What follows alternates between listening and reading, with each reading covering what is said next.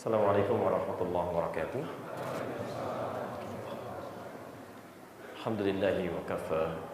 Wassalatu wassalamu ala rasulillahil mustafa wa ala alihi wa sahbihi wa man wafa. Amma ba'd. Fa ya ibadallah, usi nafsi wa iyyakum bi taqwallahi faqad fazal muttaqun. Fala tamutunna illa wa antum muslimun.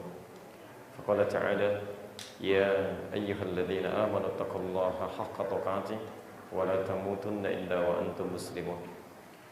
Saudara-saudariku rahimani wa rahimakumullah, juga pemirsa Akhir TV, Madani TV dimanapun Anda berada, alhamdulillah kembali kita mendapatkan kesempatan dari Allah Subhanahu wa ta'ala untuk menunaikan ibadah, dan telah tuntas kita mengerjakan salat maghrib berjamaah di hari ini beserta amalan-amalan sunnahnya. Kita bermohon pada Allah Subhanahu wa ta'ala semoga salat yang telah kita tunaikan diterima oleh Allah Subhanahu wa ta'ala dan menjadi ibadah yang kita ikhlaskan karenanya. Selanjutnya dalam pertemuan di sesi ini di Masjid Al-Mujahadah ini, kita akan mengambil kajian tematik mengenai persoalan yang sering diingatkan oleh Nabi SAW, tapi esensinya jarang sekali dipahami dan tidak teraktualisasikan dalam kehidupan kita secara maksimal. Karena itu coba kita akan keluarkan konsep umumnya, lalu kemudian kita tampilkan bagaimana secara teoritisnya, lalu kita tampilkan bagaimana hasilnya, dan kita bandingkan kondisi kita dengan kondisi orang-orang di masa lalu, dengan teori yang sama, dengan praktek yang sama, apakah hasilnya sama atau berbeda. Sekiranya sama, kita bisa pertahankan. Tapi kalau berbeda, kita harus koreksi diri. Ada sesuatu yang harus kita sempurnakan di situ. Baik, persoalan dimaksud adalah mengenai persoalan takwa. Dalam setiap kesempatan yang sangat luas, Rasulullah SAW seringkali mengingatkan umatnya di zaman sahabat-sahabatnya pula, bahkan setiap Jumat sepekan sekali rutin diingatkan. Dalam setiap kesempatan ta'lim, beliau sampaikan kepada umatnya untuk selalu meningkatkan takwa kepada Allah Subhanahu wa ta'ala, bahkan sering disitir ayat-ayat Al-Quran di situ. Utamanya di Quran surah ketiga Ali Imran ayat 102, posisi paling kanan sebelah atas itu. Ya ayyuhalladzina amanu taqullaha haqqa tuqatih. Hei orang-orang yang telah menyatakan dirinya beriman kepada Allah, tingkatkan takwamu kepada Allah haqqa tuqatih. Tapi dengan serius, sungguh-sungguh, dengan cara yang benar. Wala tamutunna illa wa antum muslimun, dan jangan sampai Anda wafat kecuali dalam keadaan tunduk patuh pada ketentuan Allah Subhanahu wa ta'ala. Kadang Nabi ingatkan lagi dengan Quran surah An-Nisa surah keempat ayat pertama itu, posisi paling kiri dari mulai pertengahannya, ya ayyuhan nasu taqu rabbakumul ladzi khalaqakum min nafsin wahidah. Hei manusia, perhatikan kalimat pertama menggunakan kata iman, kalimat kedua menggunakan kata umum manusia. Hei manusia, coba mulai Anda bertakwa kepada Allah Subhanahu wa ta'ala, Rabb Anda yang telah menciptakan Anda ya dari jiwa yang satu. Wa khalaqa minha zawjaha, kemudian diciptakan dari situ pasangannya. Mulai Anda kemudian berkeluarga. Wa batha minhuma rijalan katsiran wa nisaa. Kemudian mulai berketurunan, ada laki-laki, ada perempuan. Nah, kalaupun Anda sudah berketurunan, berkeluarga, ini yang paling menarik. Ada takwa secara pribadi, ada takwa secara sosial. Sekalipun sudah berketurunan, berumah tangga, kemudian hidup bersosial, ternyata kalimat takwa tetap tidak dihilangkan. Wattaqullaha alladzi tasaaluna bihi wal arham. Bahkan dalam kehidupan sosial pun kata Al-Quran, tingkatkan lagi takwamu, tingkatkan lagi takwamu ya kepada Allah Subhanahu wa ta'ala, yang dengan itu sifat kasih bisa dibangun. Nanti kita akan lihat, ternyata sifat kasih terbaik itu dibangun bukan atas dasar materi dunia, bukan dasar kedudukan. Kalau Anda bangun kasih sayang dengan manusia berdasarkan materi dunia, itu akan hampa itu. Selesai materinya, hilang perhatiannya. Selesai kedudukannya, tidak ada perhatiannya. Jadi ada hakikat di situ yang dibangun, bahkan dalam kasih sayang pun takwa masih masuk di dalamnya. Innallaha kana 'alaikum raqiba. Dan kalau Anda bisa bangun kehidupan itu dengan dasar takwa, dengan dasar kasih, maka Allah akan sertai kehidupan kita dalam setiap beraktivitas. Kalau di rumah ada takwa, di kantor ada takwa, di pasar ada takwa, di kehidupan sosial ada takwa, di sekolah anak-anak belajar ada takwa, maka disitulah Allah akan perhatikan semua gerak kehidupannya. Nah, sekarang persoalannya, apa esensi takwa ini? Kenapa penting dihadirkan takwa dalam kehidupan? Seperti apa gambaran dalam Al-Quran? Itu yang coba kita akan keluarkan turunannya. Dan nanti kita coba hasilkan beberapa hal yang dijanjikan oleh Al-Quran. Lalu kita hadirkan suasana kita saat ini. Apakah sudah mencapai itu atau belum? Kalau belum, bagaimana meraihnya? Kalau sudah, bagaimana mempertahankannya? Sepakat sampai sini? Baik, jelas insya Allah? Baik ya. Sekarang coba kita hadirkan dulu dengan satu judul atau kalimat yang bisa kita tuangkan dengan bahasa yang mudah dipahami. Esensi takwa dalam Al-Quran dan Sunnah. Esensi takwa dalam Al-Quran dan Sunnah.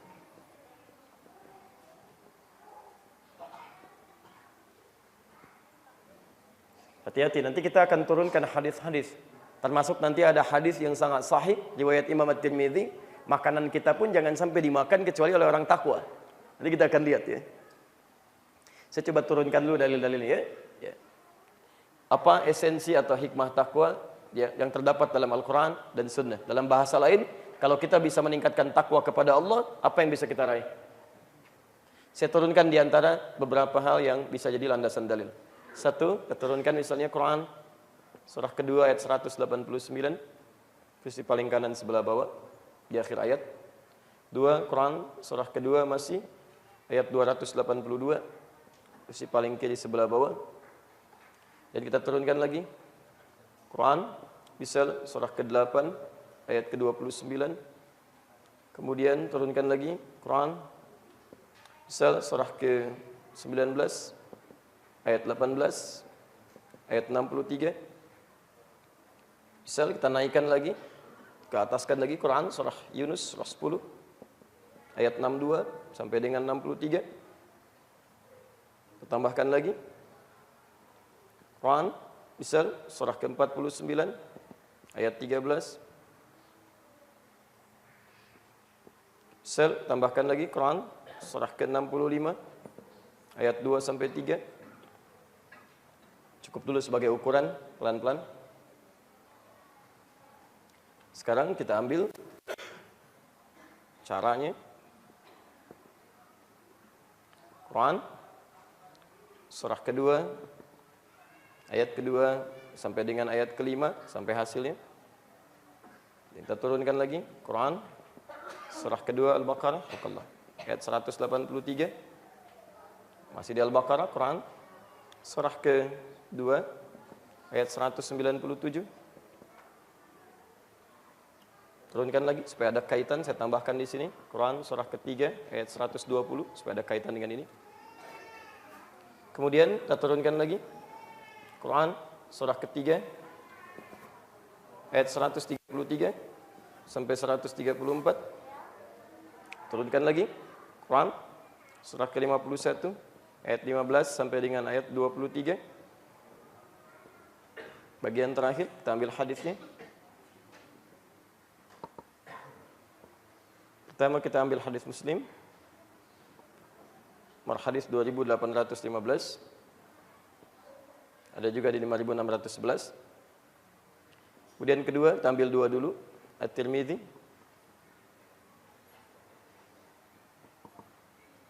Nomor hadis 616. Nah, waktu kita terbatas, kita ambil yang paling pokok saja dulu ya. Baik, ini kurang lebih untuk materi kita hari ini sebagai pengantar. Nanti kita coba uraiannya lebih terperinci, dan nanti selanjutnya insya Allah kalau ada hal-hal yang ingin Anda tanyakan bisa nanti disiapkan. Semoga nanti ba'da Isya kita punya waktu yang cukup untuk kita diskusikan. Baik, kita coba mulai uraian kita pelan-pelan. Teman-teman sekalian, mari kita fokus sejenak. Sering kali kita temukan dalam Al-Quran ayat-ayat yang meminta kita untuk meningkatkan takwa kepada Allah Subhanahu wa ta'ala. Lalu Nabi pun tidak jemu mengingatkan sahabatnya, kita juga umatnya untuk meningkatkan takwa kepada Allah. Apa rahasianya takwa itu? Kenapa kita diminta selalu meningkatkan takwa kepada Allah? Ada apa di dalamnya gitu kan? Tidak mungkin disebutkan dalam kaidah fikih baik terkait dengan hukum Al-Quran ataupun hadis sesuatu sering diulang-ulang disampaikan kecuali ada keutamaan besar di dalamnya. Ini satu rumus ya. Kalau Anda temukan misalnya satu ibadah diulang-ulang terus di Quran, diingatkan dalam hadis, ini menunjukkan ada yang sangat penting di dalamnya. Ada keutamaan yang tidak biasa. Salat sering diingatkan, diulang-ulang, banyak kalimat salat di Quran. wa aqimus shalah, yuqimunas shalah, wa aqimis shalah, kan? Banyak sekali diingatkan. Ini menunjukkan pada ibadah salat ada sesuatu manfaat yang tidak biasa. Kalimat takwa ketika sering diungkapkan, ada sesuatu yang besar di situ, ya, yang ingin ditampilkan oleh Allah dalam Al-Qur'an yang harus kita raih. Apa di antaranya? Mari kita keluarkan dulu, setelah paham nanti intinya, baru kita turunkan amalan-amalannya. Satu, yuk kita lihat. Quran surah kedua Al-Baqarah, ayat 189.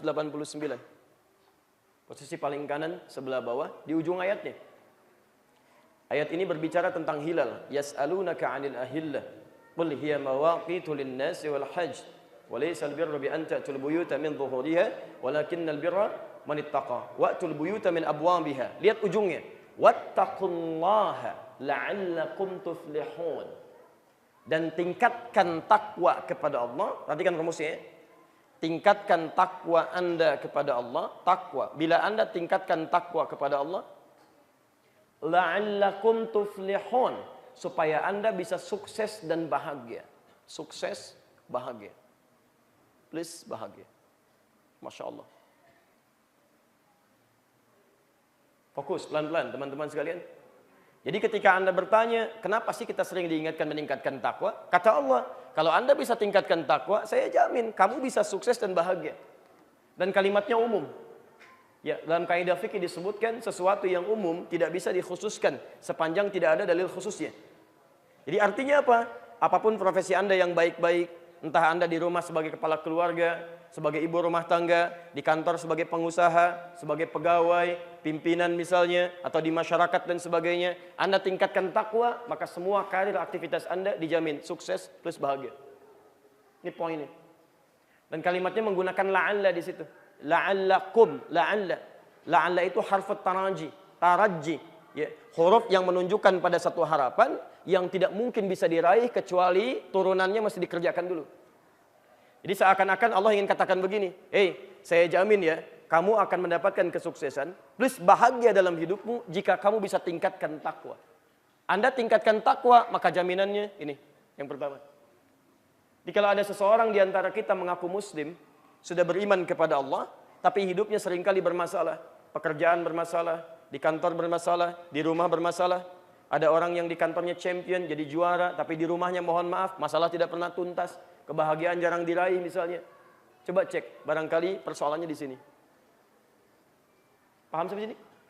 Baik. Jadi kalau orang sudah takwanya bagus kepada Allah, maka ini insya Allah akan mudah untuk bisa diraih. Silakan lihat kisahnya sahabat-sahabat Nabi Sallallahu Alaihi Wasallam.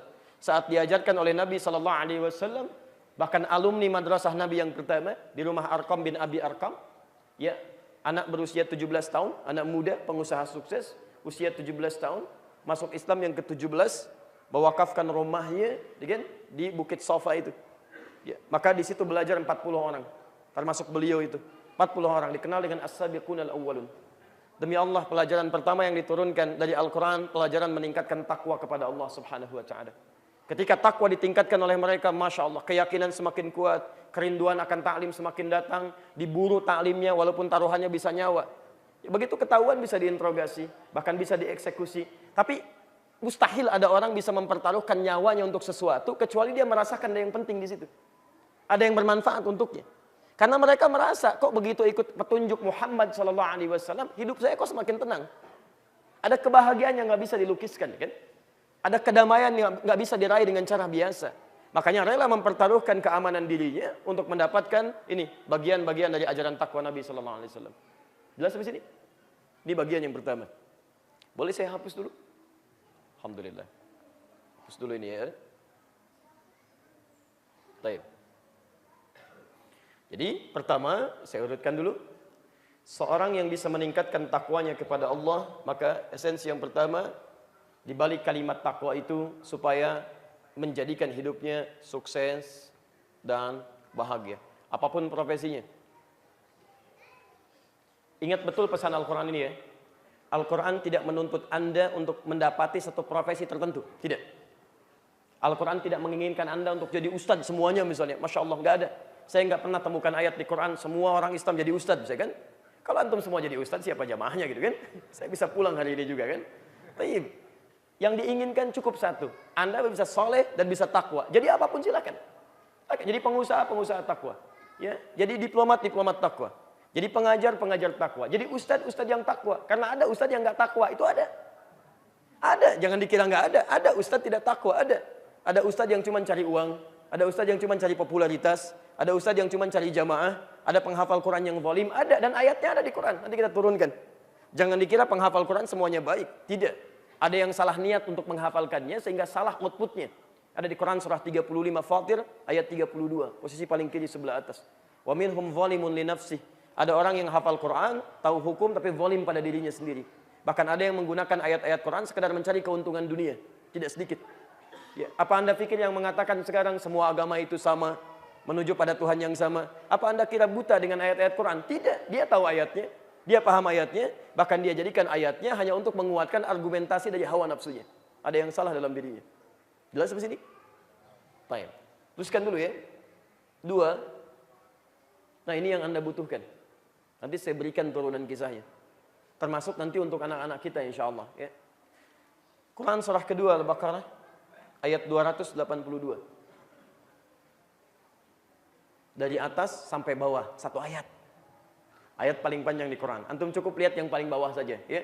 Enggak usah dibaca dari atas. Ya ayyuhalladzina amanu idza tadayantum dan seterusnya. Lihat ujungnya, Wattaqullaha wa yu'allimukumullah. Awas, ini sering ditanyakan kepada kami. Tingkatkan takwa kata Allah. Wattaqullaha, tingkatkan takwa kepada Allah. Wa yu'allimukumullahu, dan Allah akan mengajari Anda banyak pengetahuan. Saya ulang, tingkatkan takwa kepada Allah dan Allah akan ajarkan Anda banyak pengetahuan. Bahkan kalimatnya menggunakan fi'il mudhari. Yu'allim.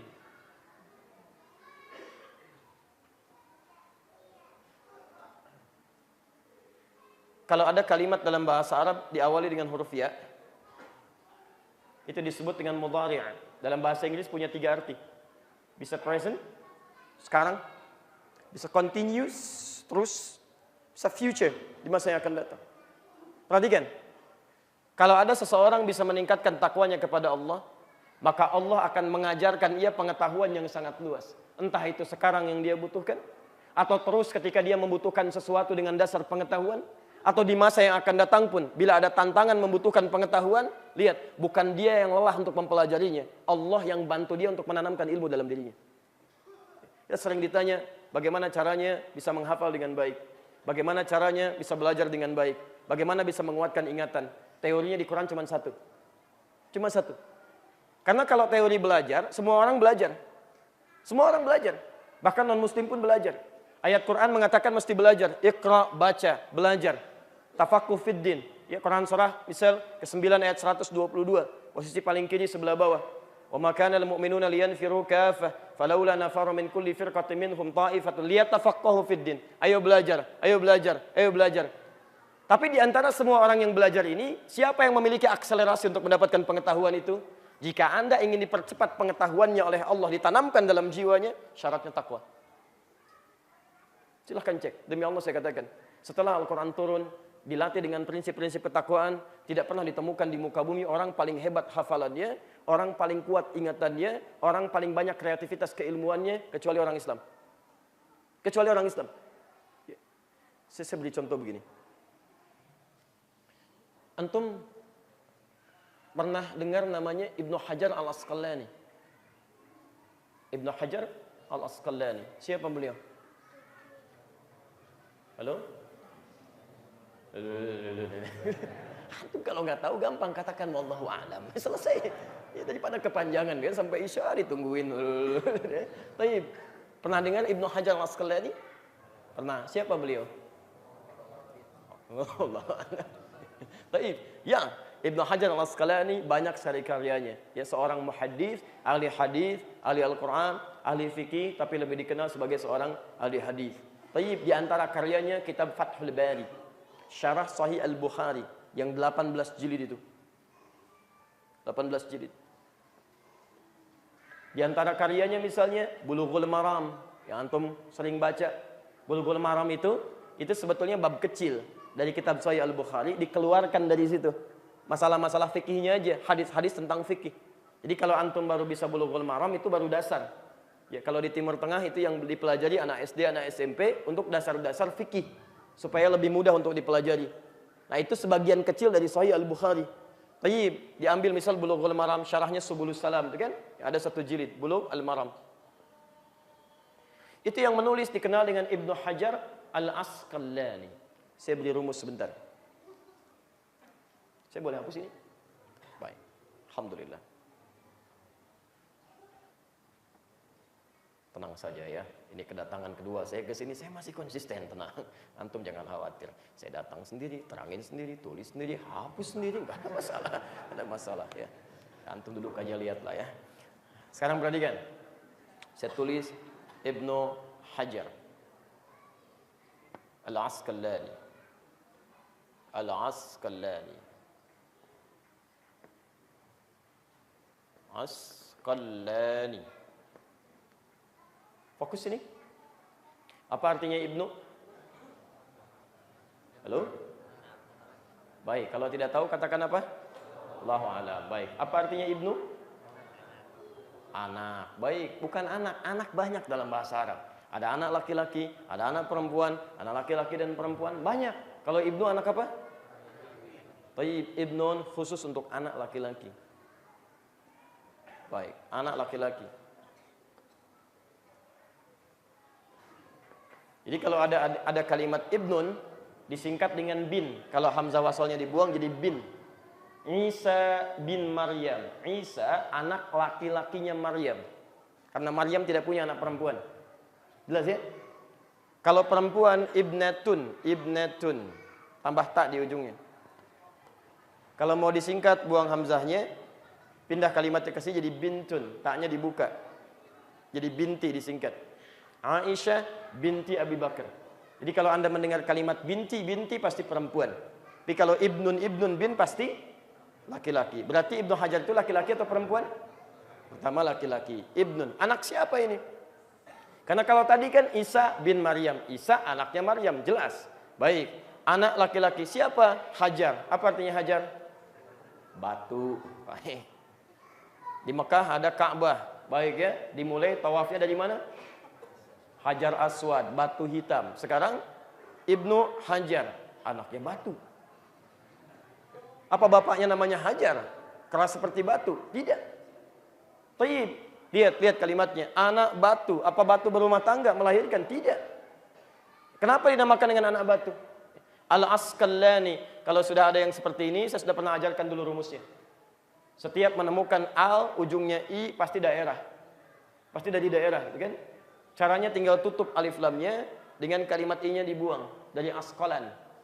Bukhara al-Bukhari, Tirmidz at-Tirmidzi, Padang al-Padangi, Minangkabau al-Minangkabawi, kan? Banten al-Bantani, Palembang al-Palembangi, Grand Sharon al-Grand Sharoni, gitu kan? Ada semua. Al-Asqalan, Al-Asqalani, dari Asqalan, dari Asqalan. Baik, asal daerahnya. Pertanyaannya, siapa Hajar ini? Ibnu Hajar. Nah ini dalam dunia tulisan tempo dulu ini diistilahkan dengan nama pena. Ya, dikutip oleh sebagian orang Barat sekarang dipopulerkan di Indonesia. Nama pena itu orang Islam sudah pakai dari dulu. Orang Barat cuma ambil dari kita, diambil, dilekatkan istilahnya dengan bahasa-bahasa mereka. Taib, yang jadi masalah siapa orang ini sampai membuat nama pena anaknya batu. Anaknya batu. Nama aslinya kan Zaid. Nama aslinya Zaid, bukan Ibnu Hajar. Cuma Anda mesti tahu, terjadi peristiwa dalam hidup beliau. Ya, beliau ini anak cerdas. Cuma ditimpa musibah kehilangan ayahnya, kemudian ibunya, kehilangan orang tuanya. Sampai dalam keadaan belajar, ya ada pikiran yang luar biasa. Sampai secara singkat kehilangan kekuatan ingatan itu. Belajarnya susah, macam-macamnya, banyak pikiran dan sebagainya. Sehingga ketika ke kelas pun suka nggak nyambung. Dalam taklim sulit menangkap sesuatu, berat menangkap pelajaran. Bahkan yang kecil-kecil sulit dihafalkan, beratnya luar biasa karena ada beban di kepala dan jiwa beliau yang belum keluar di situ. Apa yang terjadi? Satu kali saking sulitnya mendapatkan materi pelajaran yang kuat itu, orang lain cepat menangkap dia kesulitan, dia sampai putus asa meninggalkan sekolahnya, pergi keluar dari kelas. Begitu berjalan meratapi dirinya, qadarullah kemudian Allah berikan tanda, hujan terjadi. Hujan, cukup lebat. Maka beliau kemudian melihat cari tempat berteduh, diputuskanlah masuk ke salah satu gua di situ. Begitu masuk ke salah satu gua, kemudian diam di situ, menunggu hujan reda. Ya qadar Allah kemudian semakin reda, semakin reda, semakin reda. Beliau kemudian diam, saat diam itulah mendengar suara. Beliau dengar air bekas hujan itu menetes di batu. Ternyata Masya Allah, air yang lembut, kan? Air yang lembut, yang sangat luar biasa, tipis, kecil. Tipis, seperti suara mic mulai menipis dia. Tipis, Masya Allah. Ya. Kecil, kecil, habis saja gitu ya. Baik, ganti. Baik, halo. Baik, masih ada?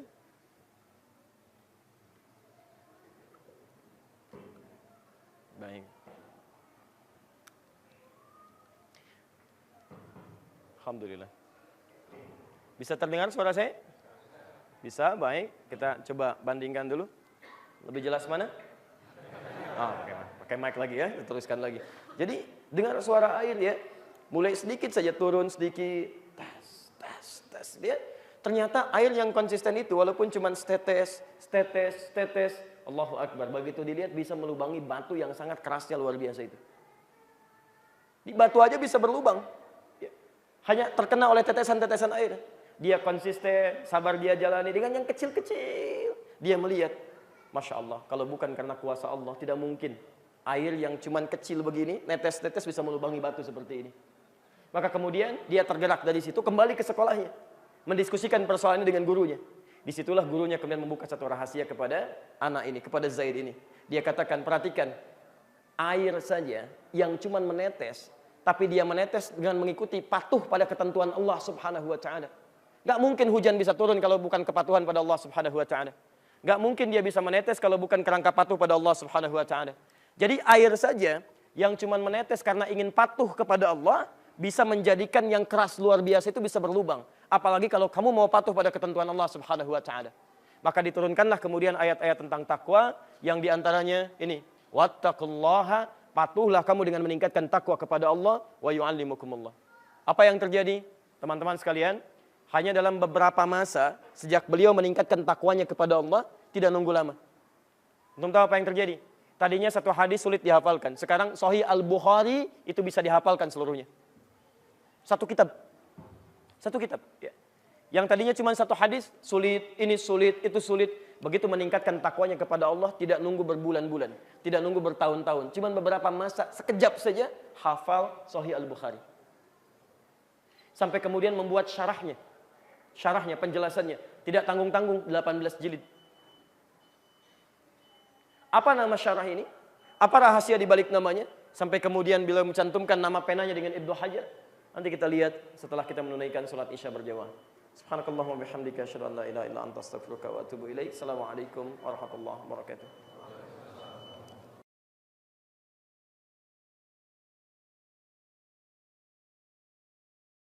Assalamualaikum warahmatullahi wabarakatuh. Alhamdulillah wassalatu wassalamu ala Rasulillah wa ala alihi wa sahbihi wa mawalah. Amma ba'd. فيا عباد الله أوصي نفسي وإياكم بتقوى الله فقد فاز المتقون فلا تموتن إلا وأنتم مسلمون. Saudara-saudariku, teman-teman sekalian, kita telah menunaikan salat Isya berjamaah beserta amalan-amalan sunnahnya. Kita bermohon pada Allah Subhanahu wa Ta'ala semoga salat yang telah kita tunaikan berkenan diterima oleh Allah Subhanahu wa Ta'ala dengan penerimaan terbaik. Kita lanjutkan kembali bahwa sering dalam setiap kesempatan Nabi SAW mengingatkan kita untuk meningkatkan takwa kepada Allah, dan dengan begitu bentangan yang luas dalilnya dalam Al-Quranul Karim ataupun keterangan hadis-hadis Nabi SAW dalam sunnahnya. Apa esensinya sehingga begitu penting itu sering diingatkan?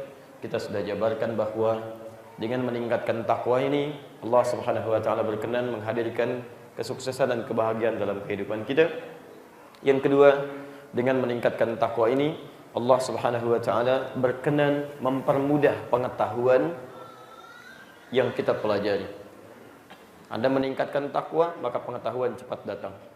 Seperti pernah seorang bernama Zaid yang merasakan kesulitan dalam belajar, kemudian dinasehati oleh gurunya untuk meningkatkan takwa kepada Allah dengan mematuhi segala ketentuan-ketentuannya, seperti tetesan air yang hanya karena patuh kepada Allah dia menetes, bisa melubangi batu yang begitu kerasnya.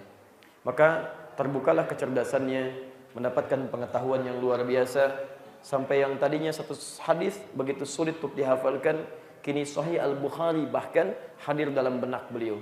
Begitu mudah dihafalkan sampai ke jiwanya, sampai menuliskan syarahnya yang beliau namai sendiri dengan Fathul Bari fi Syarah Sahih Al-Bukhari, 18 jilid. Perhatikan kalimatnya. Ketika diberi nama dengan Fathul Bari, ini ada isyarat pada peristiwa yang beliau alami. Fathul Bari. Baik. Al-Bari itu nama Allah, sifat baik Allah yang berkenan memberikan berbagai hal kebaikan dalam kehidupan. Sifat baik Allah. Jadi kalau Anda ingin mendapatkan misalnya kebaikan-kebaikan yang berasal dari Allah, kebaikan dalam kehidupan, kebaikan pengetahuan, kebaikan dalam rezeki, Anda bisa katakan Ya Bari, Ya Bari, Ya Bari, Allah Ya Bari, kan? Tayyib. Fatah, sesuatu yang terbuka. Sesuatu yang terbuka. Tayyib. Kenapa beliau namakan kitabnya salah satunya dengan Fathul Bari?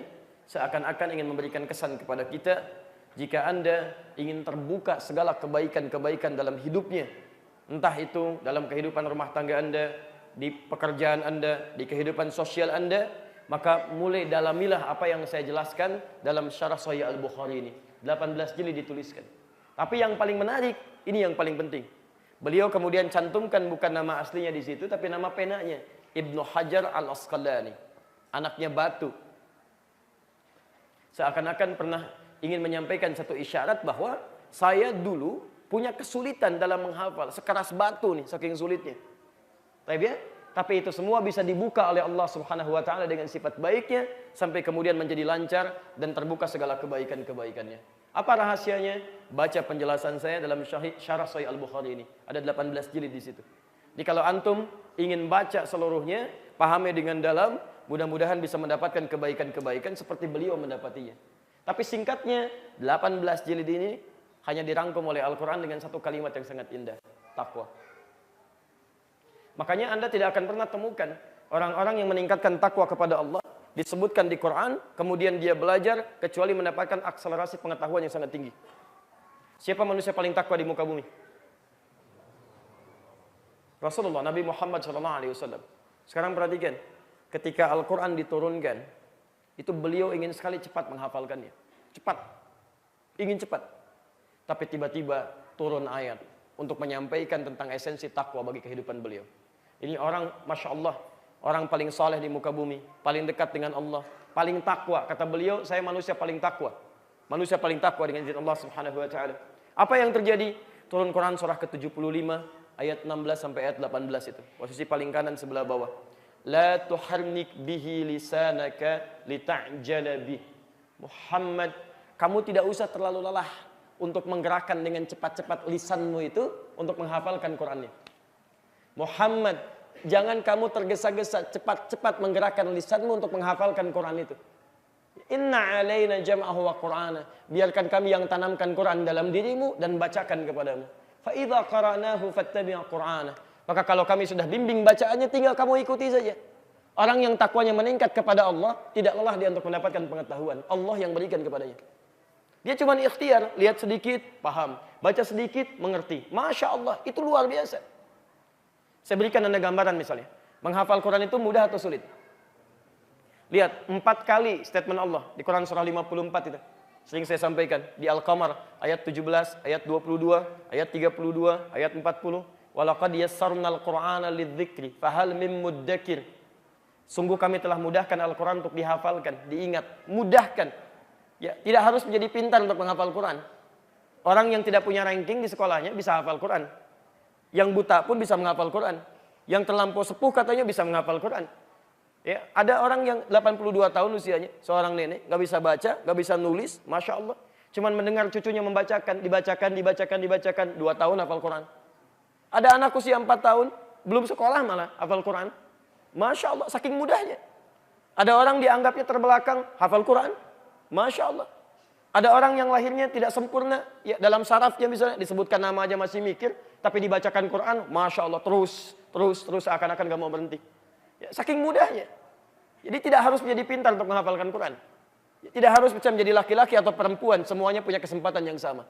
Ya, jadi menghafal Quran itu mudah atau sulit? Kalau mudah kenapa sampai malam ini antum belum hafal? Kalau sulit di mana sulitnya? Yang paling menarik, semakin antum dekat dengan Allah Subhanahu wa taala, meningkat takwanya, maka ternyata pemberian Allah semakin cepat. Makanya rumus menghafal Quran itu bukan jadi pintar, tapi bagaimana membangun kedekatan dengan Allah Subhanahu wa taala. Ingat betul ini ya, yang punya ilmu siapa? Allah. Baik. Makanya redaksi di Quran, redaksi ilmu itu sifatnya pemberian. Bukan karena kerja keras kita yang maksimal. Kalau cuma kerja keras, jangankan orang beriman, non muslim pun bisa kerja keras. Bisa sama, bisa kerja keras. Tapi esensi yang terpenting adalah ada hukum dunia dengan belajar diberikan kemudian pengetahuan, tapi ada hukum akhirat. Dengan Anda mendekati pemilik ilmu, bukankah lebih mudah untuk diberikan? Anda tingkatkan takwa, maka sifat pemberian akan semakin cepat. Karena itu ketika turun sifat-sifat ayat tentang ilmu, sifatnya pemberian. Quran surah 17 ayat 85, posisi paling kiri sebelah bawah. Wa yas'alunaka 'anir ruh. Mereka bertanya pada Muhammad untuk menggali esensi dari roh. Hakikat roh itu apa? Qulir ruhu min amri rabbi. Katakan urusan roh itu urusan Tuhanku. Lihat kalimatnya. Wa ma utitum minal ilmi illa qalila. Dan Anda tidak diberi pengetahuan. Diberi. Redaksinya. Quran surah 58 ayat ke-11. Al-Mujadalah. Posisi paling kanan sebelah bawah. Yarfa'illahu alladhina amanu minkum. Walladhina utul ilma. Darajat. Allah akan mengangkat orang-orang yang berusaha meningkatkan keimannya plus yang diberi pengetahuan. Diberi redaksinya. Jadi kalau antum ingin cepat diberi pengetahuan oleh Allah, tingkatkan takwa. Tingkatkan takwa. Ya, nanti kita lihat bagaimana cara meningkatkan takwa yang dimaksudkan. Baik. Paham sampai sini? Baik, maksud saya, ayo coba kita mulai gitu kan. Nanti pulang dari sini lihat anak-anaknya. Kalau ingin akselerasinya meningkat, pengetahuannya meningkat, ada keberkahan di dalamnya. Beda antara hafal dengan berkah itu lain. Kan orang belajar itu punya 4 sifat menurut para pakar. Sering saya sampaikan. Ada yang cepat ingat, kemudian lambat lupa. Ada yang cepat ingat, cepat lupa. Ada yang lambat ingat, lambat lupa. Yang agak repot, lambat ingat, cepat lupa. Sebutkan sekali, lambat mikirnya. Masya Allah. Udah terangin 2 jam kan. Ibu bapak dipahami? Belum. Terangin lagi kan. Setengah jam kita terangin kan. Sekarang sudah paham? Belum. Sama juga gitu kan. Begitu ingat, langsung lupa. Nah, itu 4 tipe. Baik. Yang paling hebat, cepat ingat, lambat lupa. Tapi ketika Anda meningkatkan takwa kepada Allah, akan terjadi generasi yang kelima. Bagian kelima. Cepat ingat, sulit lupa. Jadi mau lupa aja susah, bukan mau ingat. Mau lupa susah tuh. Ini tidak mudah ini. Tidak mudah. Nanti banyak sekali kisah tentang ini dalam kesempatan yang berbeda nanti insya Allah kalau lebih luas kita bahas. Yang ketiga, kita agak cepat dulu sebentar. Jadi singkatnya, Anda tingkatkan takwa, Anda bisa pintar. Ya. Bahkan lebih daripada itu. 3. Orang yang coba tingkatkan takwanya kepada Allah Subhanahu wa taala, Quran surah ke-8 ayat ke-29, maka dijamin oleh Allah Subhanahu wa taala akan selalu tampil beda dalam menyikapi segala hal. Diberikan furqan namanya. Al-furqan. Akan mendapatkan furqan. Mampu membedakan mana yang bermanfaat dengan yang tidak. Yang baik dengan yang keliru. Mampu membedakan realitas.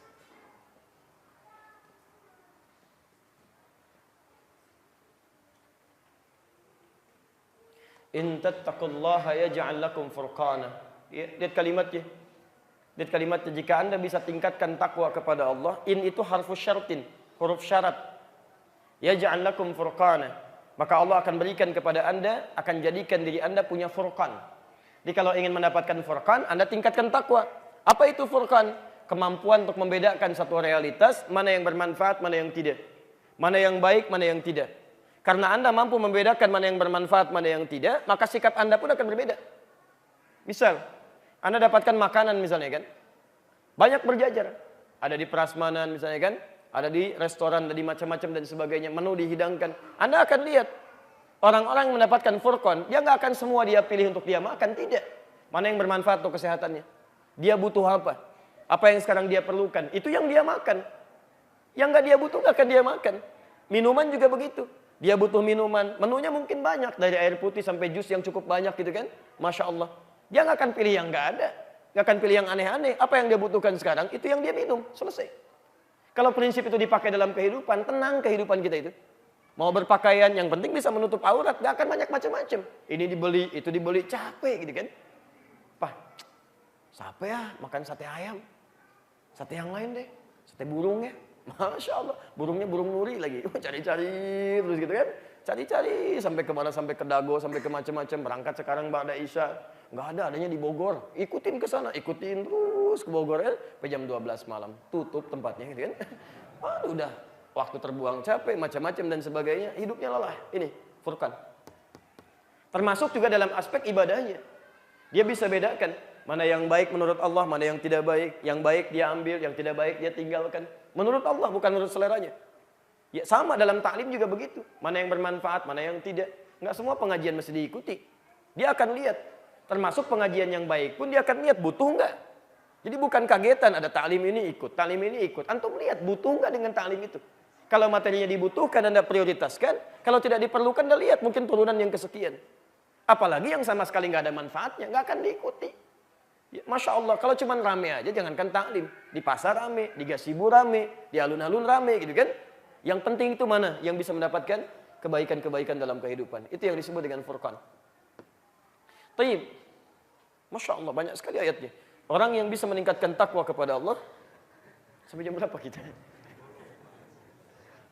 Taib. Lihat, teruskan. Orang bisa meningkatkan takwa kepada Allah Subhanahu wa taala. Saya ambil satu ayat saja di surah Maryam, Quran surah 19 ayat ke-18. Maka Allah akan menjaga dia dari maksiat. Dijaga dari maksiat. 4. Dijaga dari maksiat. Masya Allah. Wah, ini yang tidak mudah nih.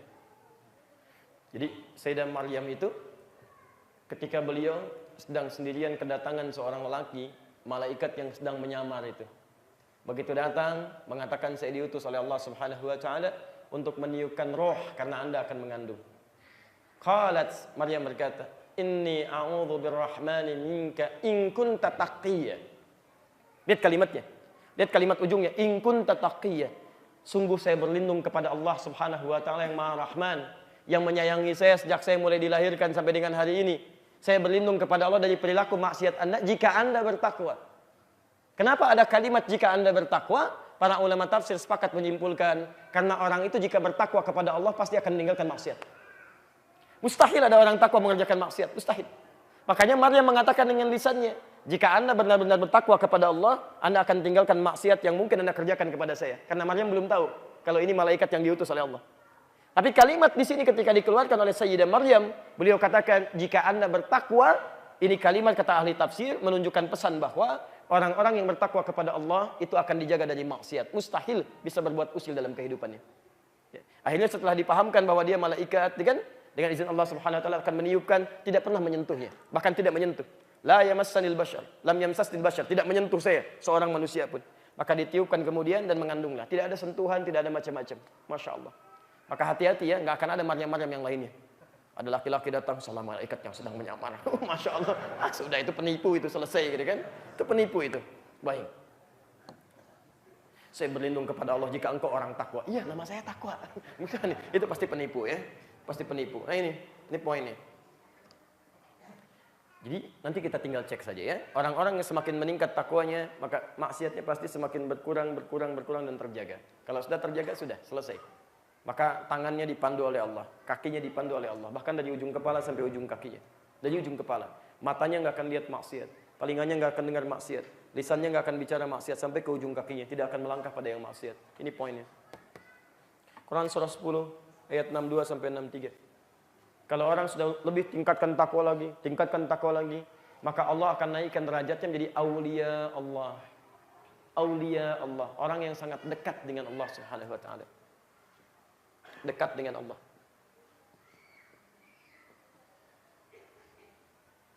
Ala inna awliya Allah la khaufun alaihim wa lahum yahzanun.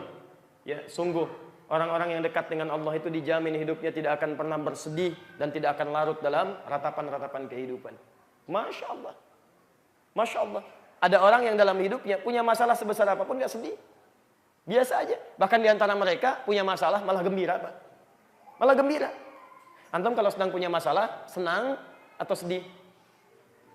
Halo? Ini malah gembira. Malah gembira. Lihat Quran surah kedua Al-Baqarah 155. Kursi paling kiri sebelah atas. وَلَنَبْلُوَنَّكُمْ بِشَيْءٍ مِنَ الْخَوْفِ وَالْجُوعِ وَنَقْصٍ مِنَ الْأَمْوَالِ وَالْأَنْفُسِ وَالثَّمَرَاتِ وَبَشِّرِ الصَّابِرِينَ. Dan sungguh setiap orang hidup di antara kalian akan kami uji dengan berbagai persoalan. Ada khawatir, ada rasa lapar, kekurangan harta, ada yang sakit sampai meninggal dunia, ada yang hasil kerja kerasnya dirampas oleh orang lain.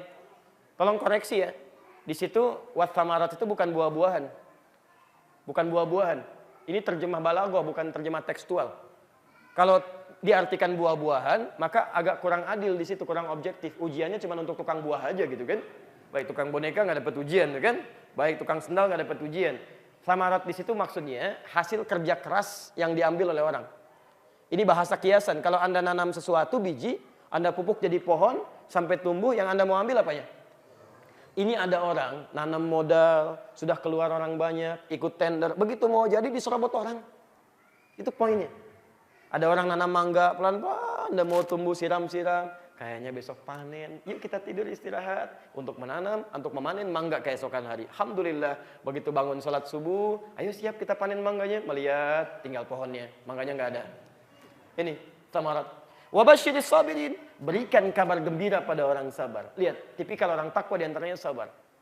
Malah gembira, punya masalah malah gembira. Alhamdulillah, Allah titipkan masalah kepada saya bukan pada yang lain. Saya yang diberikan pahalanya, bukan orang lain.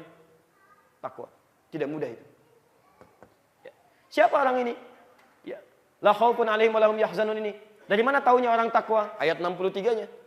Alladzina amanu wa kanu yattaqun, yaitu orang-orang yang beriman kepada Allah dan berusaha meningkatkan takwanya. 5, 6. Tenang saja 6 ya. Saya hapus dulu. Nih. Bismillah. Baik. Quran surah 49 ayat 13. Singkatnya, orang takwa itu akan dimuliakan oleh Allah. Dari sekian kehidupan manusia. Ya ayyuhan nas, hai manusia, inna khalaqnakum min dzakarin wa untha. Kami ciptakan kalian dari laki-laki dan perempuan. Wa ja'alnakum syu'uban wa qabaila. Kami jadikan engkau banyak bertempat-tempat, bersuku-suku. Ada beda RT, beda RW, kecamatan sampai beda negara gitu kan? Wa qabail, dan sukunya lain-lain. Masya Allah. Antum Jawa Barat sukunya bisa beda gitu kan? Medan sukunya bisa lain. Lita'arafu, untuk saling mengenal satu dengan yang lainnya. Tapi siapa yang paling mulia di antara mereka itu? Lihat. Inna akramakum indallahi atqakum.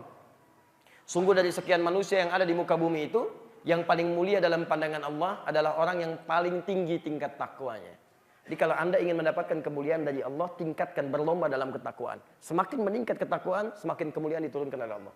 Dan kalau Allah sudah turunkan kemuliaan, nanti kita akan lihat apa yang terjadi. Itu luar biasa. 7. Anda nggak perlu bangun hotel, Anda makan mulia untuk mendapatkan kemuliaan. Tidak, ya.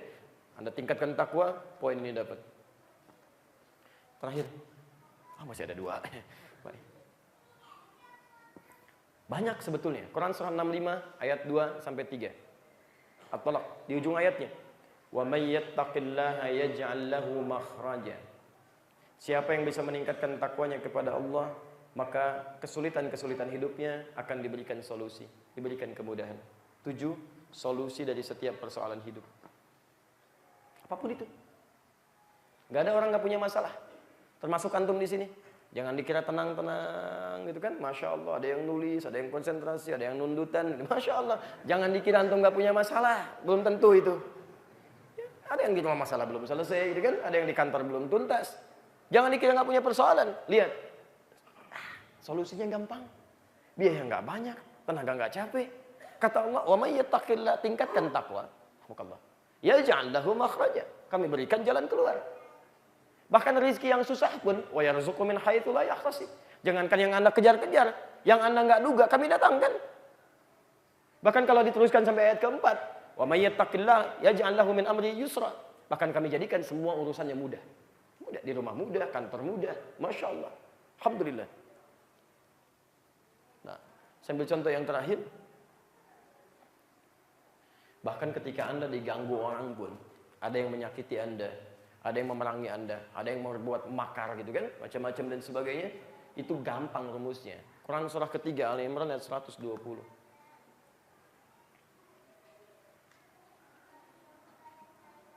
Wa in tasbiru wa tattaqu la yadhurrukum kaiduhum syai'a. Dan jika Anda bisa bersabar, kemudian tingkatkan takwa, la yadhurrukum kaiduhum syai'a.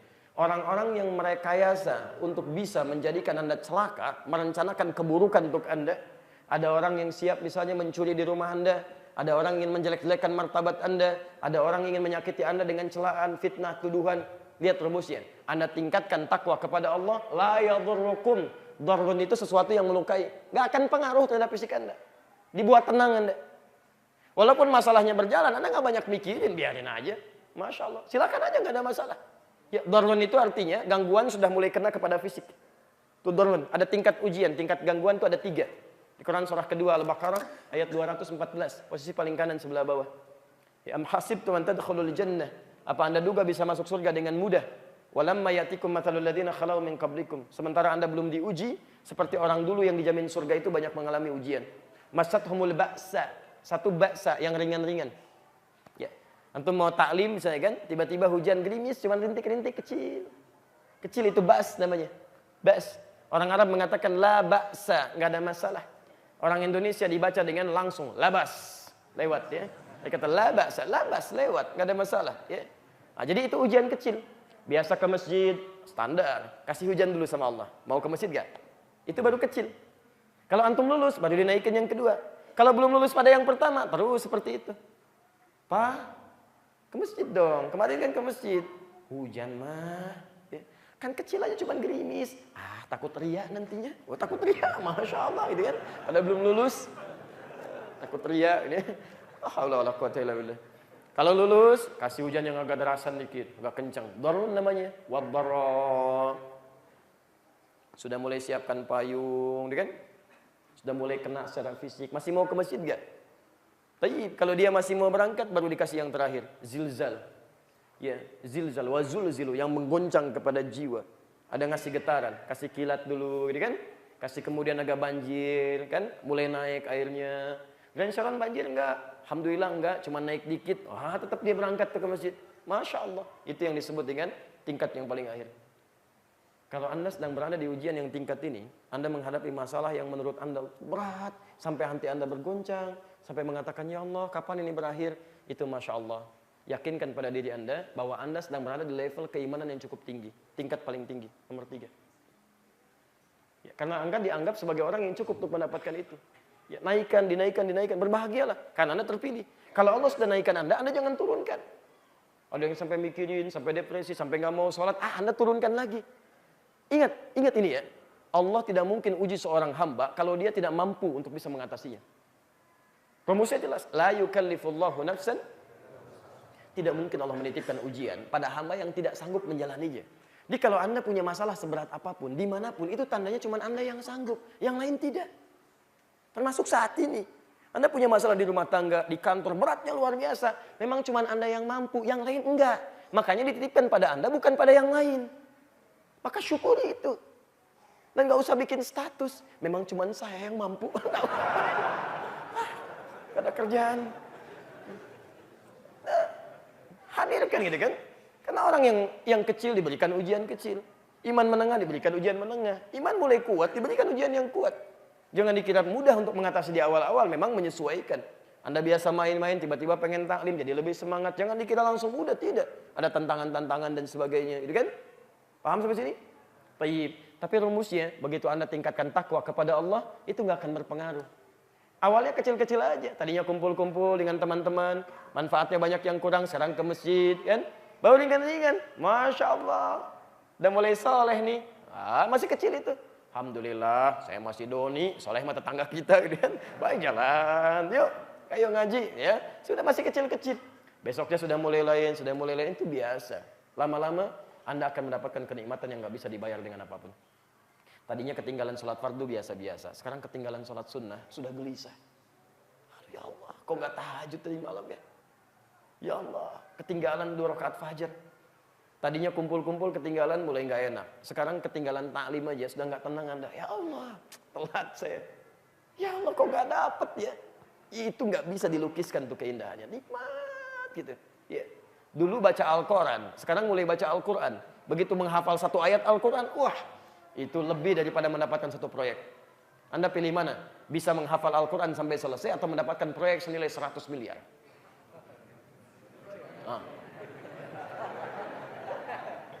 Dasar manusia. Haula wala quwwata illa billah. Selalu pengen yang ketiga. Hafal Quran plus 100 miliar. Haula wala quwwata illa billah. Nah ini gambarannya. Orang takwa sukses dan bahagia. Orang takwa pintar. Orang takwa mampu membedakan mana yang bermanfaat, mana yang tidak. Orang takwa terjaga dari maksiat. Orang takwa dekat dengan Allah. Orang takwa mulia hidupnya. Orang takwa selalu punya solusi dalam setiap persoalannya.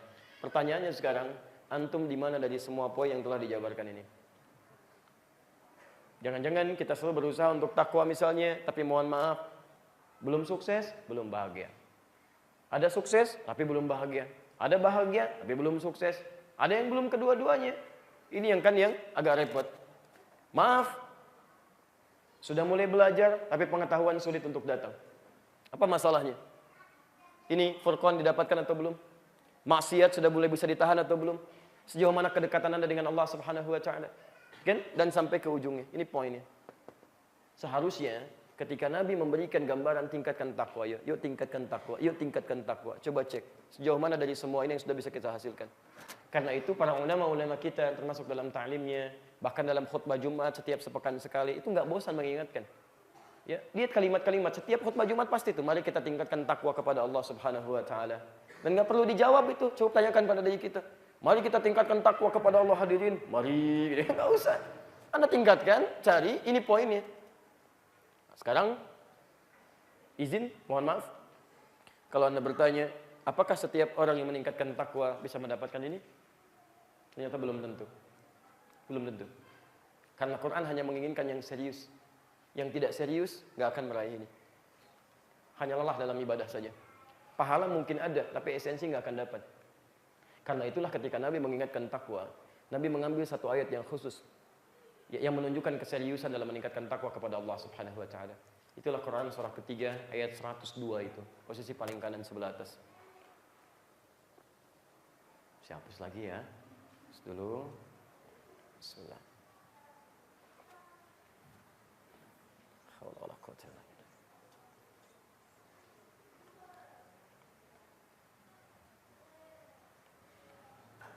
Baik.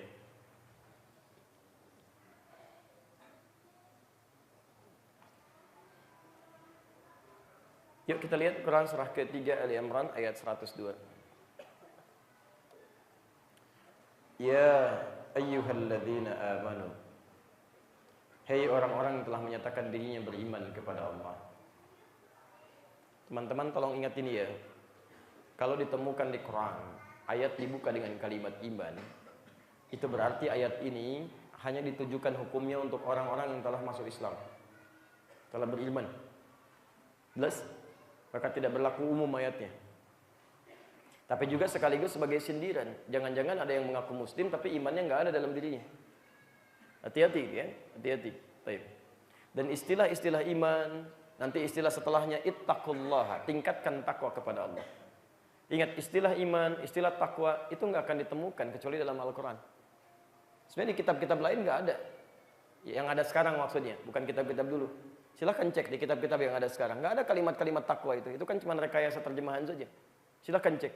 Dikeliru kalau ada umat misalnya di agama lain, ya misal mengeluarkan statement dengan beribadah kepada Tuhan A, kita meningkatkan takwa misalnya. Takwa itu nggak ada.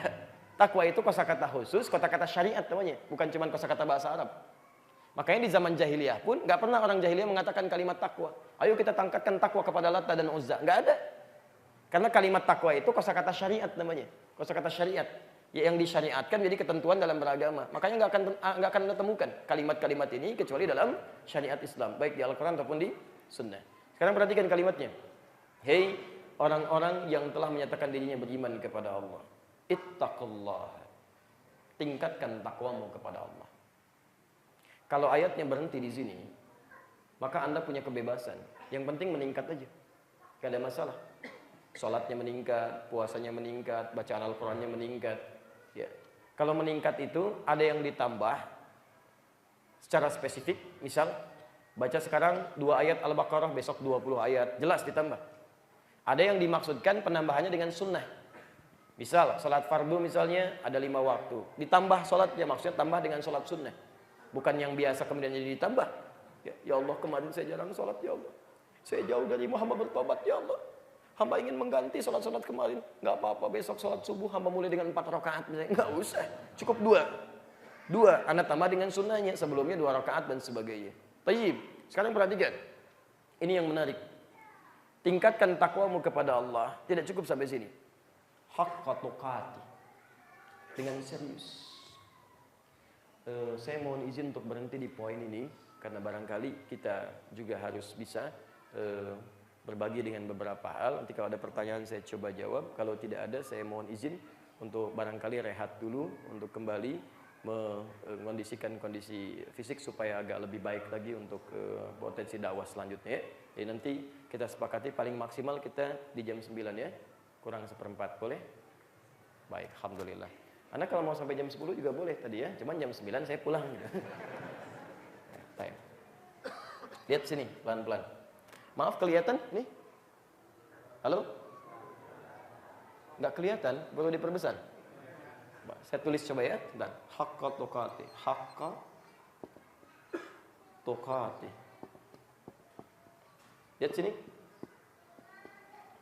Tingkatkan takwa Anda kepada Allah haqqa tuqatih. Kemudian ada kalimat ini. Diterjemahkan di mushaf dengan sesungguhnya, serius.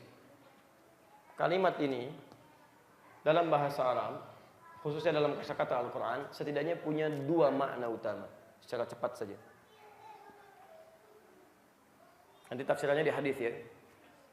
Pertama,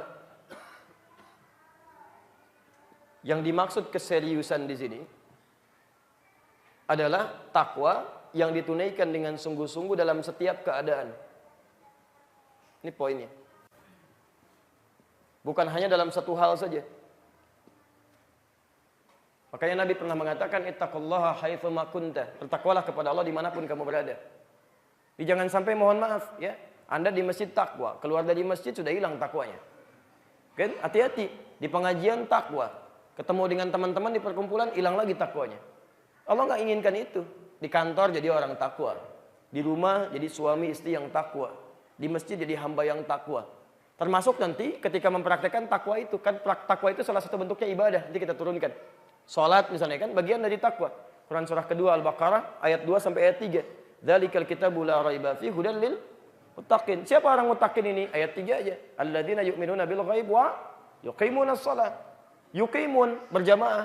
Ada orang yang kalau berjamaah itu takwanya luar biasa, khusyuk kelihatannya gitu kan. Tapi ketika selesai berjamaahnya, salat sunnahnya, masya Allah gitu kan. Seperti olahraga, Allahu Akbar, Allahu Akbar, Allahu Akbar, Allahu Akbar. Ini sesuatu yang tidak tepat kan. Dimanapun dia berada, dia selalu merasa diawasi oleh Allah Subhanahu Wa Taala. Mau dengan orang, mau tidak dengan orang, nggak ada di situ gambaran-gambaran hal lain kecuali dia ingin mendapatkan perhatian dari Allah dengan semaksimal mungkin. Imam juga begitu. Jangan karena imamnya makmumnya cuma 3 orang, ya masya Allah lagamnya yang biasa aja. Bismillahirrahmanirrahim. Alhamdulillahirabbil alamin. Begitu 300 orang, Bismillahirrahmanirrahim. Masya Allah. Jadi beda, lain gitu kan? Gak akan berpengaruh. Ini poinnya. Nah, jadi ada atau tidak adanya orang dimanapun kita berada, tingkatkan ini. Ini poinnya. Khusyuk dalam salat berjamaah, khusyuk ketika menunaikan sendirian saat tak mampu berjamaah. Khusyuk berada di masjid sama dengan khusyuknya ketika berada di kantor. Anda merasa di masjid diawasi oleh Allah, Anda ke kantor pun merasa diawasi oleh Allah. Maka kalau sudah bisa seperti itu, Anda tidak akan pernah gunakan pena untuk tanda tangan sesuatu yang dibenci oleh Allah Subhanahu wa taala. Anda tidak akan pernah gerakan tangan untuk melakukan pekerjaan yang tidak disukai oleh Allah Subhanahu wa taala. Bahkan keluar dari masjid pun akan lain. Anda tahu Allah perhatikan, maka masuk dengan keluar akan lain. Mustahil orang yang takwa masuk ke masjid kakinya kiri dan keluar kanan, itu mustahil. Mustahil. Anda masuk kamar mandi kaki kiri, keluar masjid kaki kiri, gitu kan? Kiri, hati-hati kan? Masuk masjid kaki kanan, keluar masjid kaki kiri. Anda cek selama ini, coba. Ya, kalau Anda takwanya semakin kuat, begitu salah melangkah, begitu keluar masjid kanan misalnya begini, Anda akan tarik lagi begini. Anda akan balik lagi, Anda langkahkan yang kiri. Itu otomatis tuh. Tapi kalau Anda santai aja misalnya, keluar kanan, Pak kok kanan? Sama aja kaki kan dari Allah juga, ya kan? Itu agak repot ya seperti itu ya. Paham? Baik. Yang kedua, kalimat haqqa tuqati bisa berarti sesuatu yang dilakukan dengan cara yang benar. Ini poin ini. Cara yang benar. Tidak cukup dengan semangat. Memang serius, sungguh-sungguh gitu kan. Saya waktu dinas di Saudi itu 2010, Masya Allah. Banyak yang serius, sungguh-sungguh begitu sainya. Rabbighfir warham wa'fu wa takarram, sampai nangis perjalanan. Innaka antal azul akram. Sa'i dia cuma 14 putaran. Nabi aja cuma 7, dia 14 gitu kan. Masya Allah, lebih soleh daripada Nabi. Baik, Nabi dari Bukit Sofa ke Marwah itu dihitung 1, dia ngitungnya setengah. Masya Allah, ini setengah. Karena kurangnya ilmu, tidak tahu cara menunaikan dengan baik. Sama saat berputar-putar di tawaf juga, ya, berputar tawaf di Ka'bah itu. Masya Allah, belum tahu cara yang baik ya. Di antaranya apa gitu kan? Banyak yang terjadi teman-teman sekalian. Bahkan sekarang lebih ini lagi, lebih repot lagi kan? Ya, lebih repot lagi, sayang antum itu kan umrah biayanya banyak. Nggak sedikit, tenaga keluar juga. Kalau nggak sah kan sayang gitu kan? Atau kalau nggak ada manfaatnya. Sekarang Masya Allah banyak yang live tawaf itu. Ya. Mau tawaf sudah mulai nih. Orang sudah menghadap ke Ka'bah. Tangan diangkat begini kan cuma 1 ngadep kalau dari jauh gitu kan. Bismillahirrahmanirrahim. Ya, kalau mau dilengkapi Allahumma imanan bika gitu kan. Mulai dari awal. Kalau mau dipotong ke ujungnya saja. Bismillahirrahmanirrahim. Nggak bawa apa-apa begini. Sekarang ada yang lain. Handphonenya begini. Lihat ya. Bismillahirrahmanirrahim. Masya Allah jalan. Subhanallah. Alhamdulillah. Capek ini. Kayaknya begini. Sayang gitu kan. Sayang. Dan saya perhatikan kadang-kadang sering kasihan gitu kan. Dan jemaah-jemaah kita baik dalam haji ataupun umrah yang saat manasik itu nggak pernah diberikan penjelasan yang detail. Kadang ada yang saking semangat, pengen khusyuk, pengen diterima sempurna, fokus dengan doa gitu kan. Dengan doa itu baik, boleh nggak ada masalah. Cuman sayang yang dibaca, nggak paham yang dibaca. Yang dibaca nggak dipahami. Karena saking takutnya nggak sah dibaca itu kan. Padahal doa yang sunnah cuma 2 tawaf itu. Dan nggak susah. Umumnya orang Indonesia pada hafal semua. Ya, dari Hajar Aswad menuju Maqam Ibrahim. Subhanallah, alhamdulillah, wala ilaha illallah, wallahu akbar, la haula wala quwwata illa billah. Selesai. Hafal kita. Yang kedua sunnahnya dari Rukun Yamani ke Hajar Aswad. Hafal semua kita. Bahkan punya istilah sendiri. Al-Baqarah ayat 201 itu. Rabbana atina fid dunya wa fil akhirati wa qina adzabannar. Doa apa itu? Oh, kan antum punya istilah sendiri. Orang Arab aja nggak punya istilah itu, cuma antum tuh. Doa sapu jagat, ada doa sapu nggak ada jagatnya, ada juga jagat nggak ada sapunya. Masya Allah, udah hafal dua-duanya nggak susah. Adapun dari Maqam Ibrahim sampai dengan ke Rukun Yamani itu bebas, boleh minta apa saja. Boleh dengan bahasa kita juga boleh. Dan itu ada kisahnya di situ, ada hikmahnya, ada pelajarannya. Ada kisah Nabi Ibrahim nanti dituangkan di Quran surah Maryam itu. Ya ada di situ dari mulai ayat ke-48, 49 sampai ayat 50-nya. Ada rahasia. Kalau Anda benar dari mulai tawaf Hajar Aswad sampai dengan dari Hajar Aswad sampai Maqam Ibrahim, maka Allah berikan peluang Anda meminta apa saja bisa cepat dikabulkan di situ. Makanya boleh menggunakan bahasa kita. Walaupun kadang-kadang yang kita minta bukan kebutuhan kita. Karena umumnya manusia saat meminta cuma keinginan saja. Sedangkan Allah mengabulkan apa yang dibutuhkan bukan apa yang diinginkan. Makanya doanya diseleksi lagi. Yang baik untuk dunia kita, bermanfaat untuk akhirat kita. Anda bacakan di Rukun Yamani sampai dengan Hajar Aswad. Rabbana atina fid dunya hasanah wa fil akhirati hasanah wa qina adzabannar. Ya Aziz, Ya Ghaffar, Ya Rabbal Alamin. Itu seleksi dari setiap permintaan tadi yang menjadikan dunia kita baik, akhirat kita baik. Kadang-kadang ada yang diganti supaya lebih baik lagi mendapatkan dunia dan akhiratnya. Masya Allah.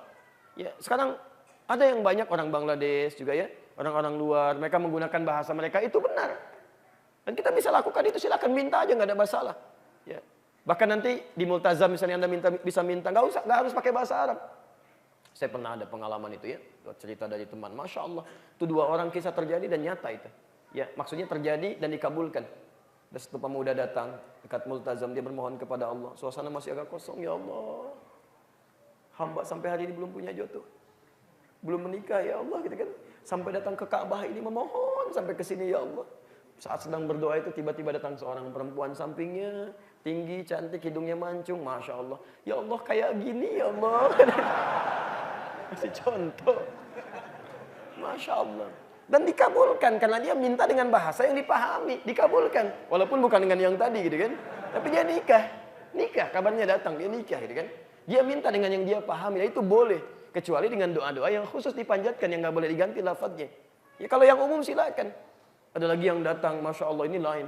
Ya Allah, hamba banyak kesulitan dalam kehidupan. Banyak utang hamba ya Allah. Sampai datang ke sini pun hamba punya utang ya Allah. Banyak catatannya. Kalau tidak percaya, ini ya Allah ditempelkan. Gitu. Ada. Tapi dia pulang, selesai masalahnya. Ya, maksudnya diantara sekian yang kita mohonkan kepada Allah, ada hal-hal yang harus kita pelajari. Jangan-jangan selama ini ibadah kita belum maksimal. Karena belum tahu cara menunaikan dengan baik ya. Sholat saja, yang kita kerjakan tiap waktu, coba lihat sindirannya dalam Al-Quran. Halus tapi tajam. Bahkan orang-orang sholat itu ada yang tidak paham, tidak ngerti apa yang dilakukan dan dibacakan dalam sholatnya. Silahkan cek, sampai dengan sholat terakhir kita. Berapa dari rakaat sholat itu yang kita pahami bacaannya? Jangan-jangan ribuan kali ruku, ribuan kali sujud, gak ngerti yang dibacakan. Gak paham yang dimintakan. Bagaimana kita bisa mendapatkan manfaat dari sholat kita? Karena itulah kemudian, kalimat takwa ini seringkali diteruskan oleh Nabi SAW dalam bentuk pengajaran, ta'lim. Dalam ta'lim dibuka dengan kalimat takwa. Seakan-akan ingin memberikan pesan kepada kita bahwa kalau Anda ingin meningkatkan takwa, tidak cukup dengan semangat saja. Mesti serius menunaikannya dalam setiap keadaan dan coba belajar dengan cara yang benar. Kalau sholat, sholatnya mesti benar, gitu kan? Dari mulai takbir sampai dengan selesainya. Kalau baca Quran, bukan cuma baca. Kalau cuma baca, anak kecil juga bisa baca. Tapi mulai membaca dengan benar. Belajar makhrajnya, belajar tajwidnya. Ayo belajar dengan baik. Anda mau umrah, belajar dengan baik. Anda mau zakat, sampai kapan mau dititipin terus? Kenapa nggak belajar? Supaya Anda paham, ini harus dikeluarkan ke sini.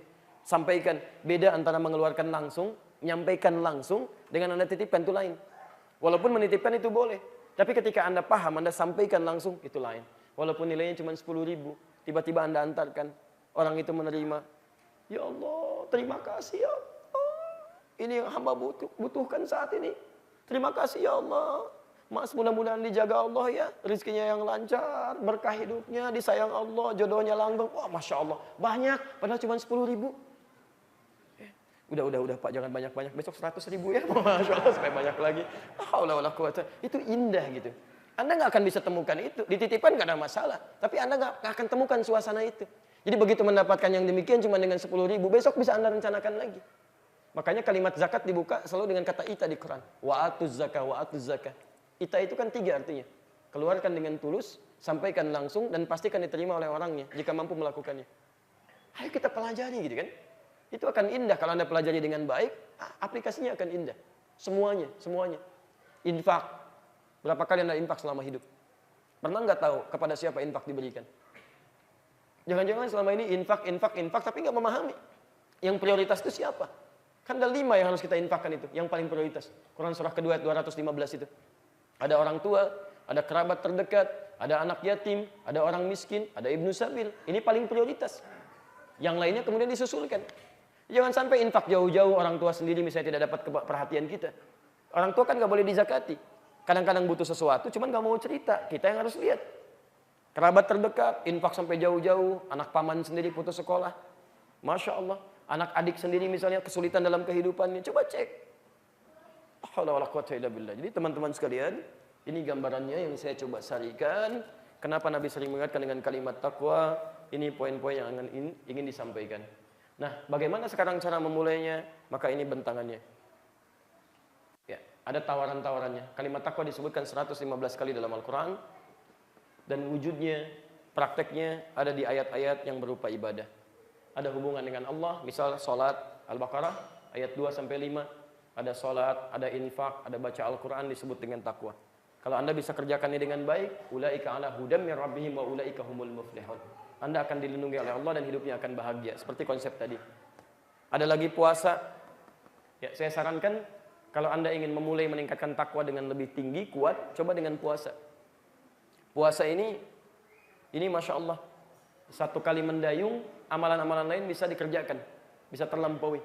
Ya, karena dengan puasa biasanya orang puasa itu jangankan yang fardu, yang sunnahnya nggak mau ketinggalan. Anda tidak puasa ketinggalan sholat fardu biasa. Anda puasa ketinggalan sholat sunnah, Anda bisa gelisah.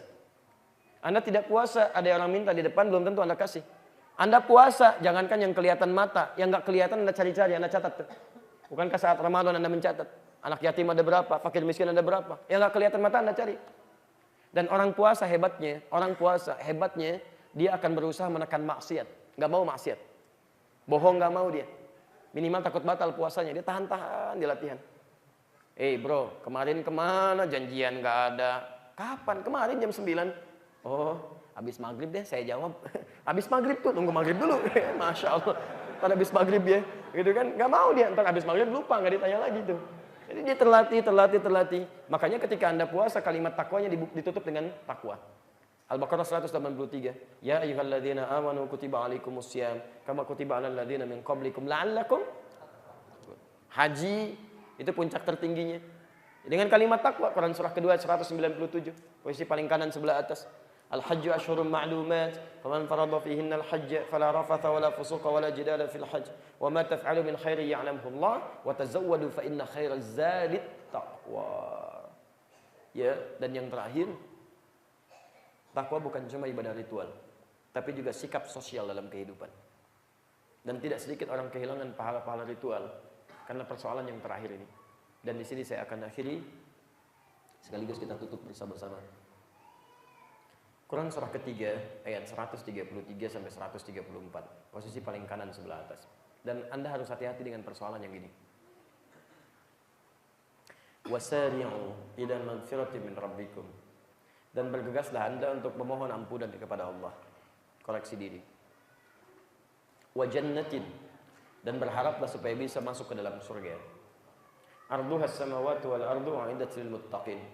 Yang kami siapkan untuk orang takwa luasnya seluas langit dan bumi. Jadi surga paling minimal untuk orang takwa itu luasnya seluas langit dan bumi. Paling minimal. Nanti yang spesial dalam kesempatan yang lain kita sampaikan. Apa di antara amalannya? Ini yang paling menarik. Bukan cuma amalan ritual. Ayat 134-nya. Alladzina yunfiquna fis-sarra'i wad-dharra. Yaitu orang yang gemar membantu kerabatnya dalam keadaan lapang ataupun sulit. Dia masih mau bantu juga. Tetangga kesulitan, dia bantu. Dia belum bisa bantu, dia arahkan kepada yang lain supaya ditolong. Bagian dari takwa. Wal kadhiminal ghaidha, sanggup menahan amarah. Ingat, jangan baca ayatnya secara tekstual, baca dengan ilmunya. Kalau ada kalimat sanggup menahan amarah, artinya ada ujian yang bentuknya kemarahan yang datang kepada Anda. Jadi orang takwa itu ketika orang marah-marah misalnya, sikapnya beda dengan yang takwanya lemah. Beda lain. Lebih tenang, dilihat kemana arahnya, kadang diberikan senyuman, kadang menghadirkan sesuatu yang lega. Wala afina anin nas, dan bisa memaafkan kesalahan orang lain. Kalau ada redaksi memaafkan kesalahan orang, berarti berpotensi kehidupan kita itu selalu bersinggungan dengan orang lain, yang memungkinkan, menghasilkan atau menghadirkan hal yang tidak kita senangi.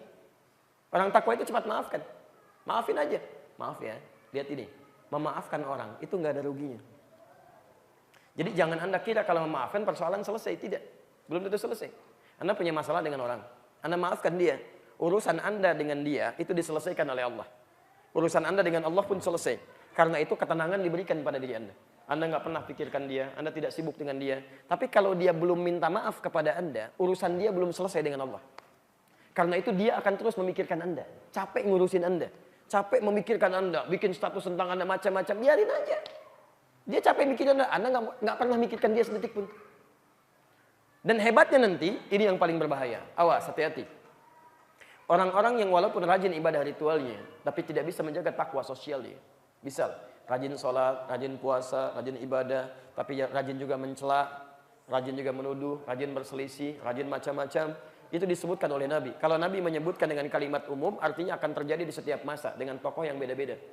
Itu ada di antaranya di hadis riwayat Muslim nomor hadis 2815 dari Abu Hurairah. Saya bacakan hadisnya.